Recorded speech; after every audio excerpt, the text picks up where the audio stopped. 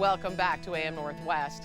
It's National Eating Disorder Awareness Week. So here with important insights about recognizing and treating the disorders, we welcome back the co-author of Reclaiming Body Trust, Dana Sturtevant. Good to have you back again, Dana. Thank you for having me. What does this mean? What do we need to know about Eating Disorders Awareness Week?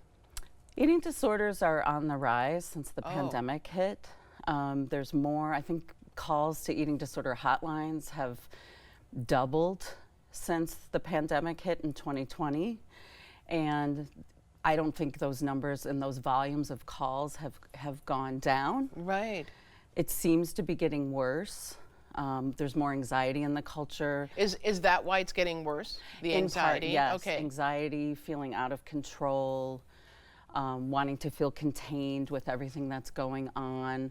For some people, it's a form of coping to help them survive with really difficult situations, and more people, given the economy and stuff, are dealing with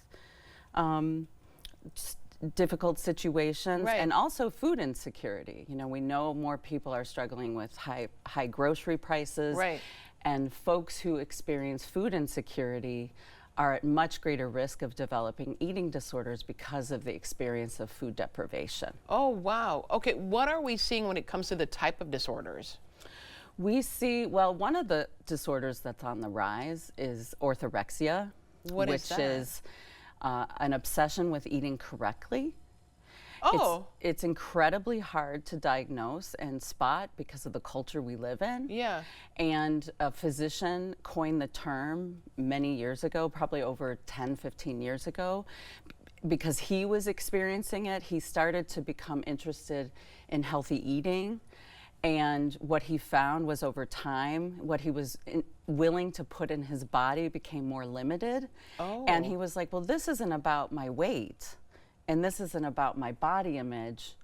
I don't have body distortion, body dysmorphia, but there's something that this is doing for me it's becoming compulsive, and like the number of foods he was eating became more and more limited. It sounds like it's about control. Yes, it's about control.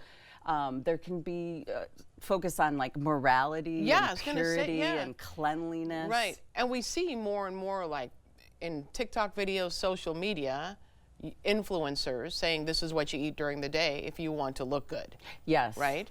I'm simplifying it, but you know. Yeah. And as a dietitian, it's astounding to me the number of people that folks will take advice from with regards to food and eating. It's like, would you ask, you know, a nutritionist for car advice? Right. Oh, good point. You know, good we point. have all these influencers who are basically just promoting their personal food philosophy under the guise of health, and likely are struggling with their own disordered eating, and also are likely naturally thin. There's nothing magical that they're doing to become thin. They're genetically thin, and then they're selling this way of eating based on how they look, when it's really more about their genetics. How do we spot a problem? How do we spot someone with a disorder, an eating disorder? I think the most important thing I want folks to know is that you cannot look at someone and know if they have an eating disorder. That eating disorders affect everyone across age groups, across gender, across income levels. We tend to think that if people are thin or emaciated, and when we think of eating disorders in this country, there's been one narrative around anorexia, and it's thin white women who get eating disorders, which is not true at all. And so we can look for, you know, sometimes there's compulsive exercise disorders going on where people are exercising at levels that if they were emaciated, we would be recommending that they stop exercising or take breaks. People who talk and think about food a lot, but you never see them eating. Oh, good point. That's one. People who don't eat around you.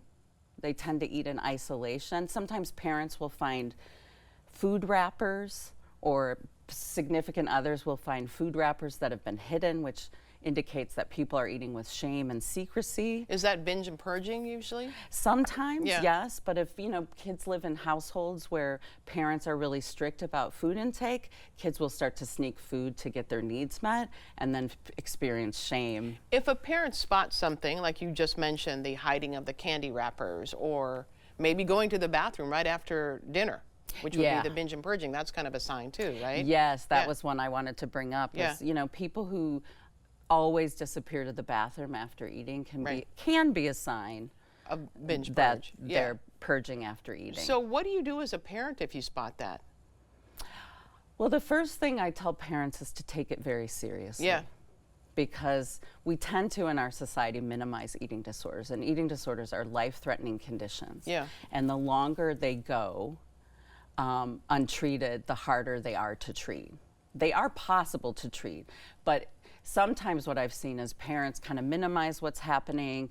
They think the kid's just trying to be healthy, and they wait and they wait and they wait, and it goes 2 years without being addressed, and then it's harder to get out from underneath it. I think the other thing I want parents to know is that the younger someone starts to try to control their weight, the higher likelihood they are of having an developing an eating disorder. So we don't want to encourage and focus on weight loss at any time, I believe, but especially when kids are young. Right. And to get help, like I want parents to know, like to talk to their physician, to reach out to a dietitian or a therapist, to talk a little bit about what you're observing. I often meet with parents first before I bring in the kid, just to make sure I know what's going on. Right. Because sometimes we don't have to talk to the kids so much, we just work with the parents around feeding practices. Oh, okay. Yeah. What about this influx now of drugs that help with weight? Ozempic, Mounjaro, all of those. The GLP-1 agonist medications like Ozempic, Mounjaro, Zepbound, etc. So many now. Yes, so many now. And you know, it's really giving my field, the eating disorder world, a run for its money, because unfortunately, a lot of people with eating disorders are seeking out these medications, and they're getting them often online from like compounding pharmacies. So not from a doctor? Yeah. There's lots of sneaky ways to get these medications from people who aren't assessing you in the ways that you need to be assessed for these medications. Right. And if you have an eating disorder history or you have an active eating disorder, a GLP-1 is just going to exacerbate the eating disorder and make it worse. Not to mention make risks of, you know, osteoporosis, osteopenia, and all the things that come with not getting enough to eat. Yeah. Reclaiming body trust. Dana Sturtevant, thank you so much. Thank you. All right, we'll be right back with more AM Northwest. Don't go away.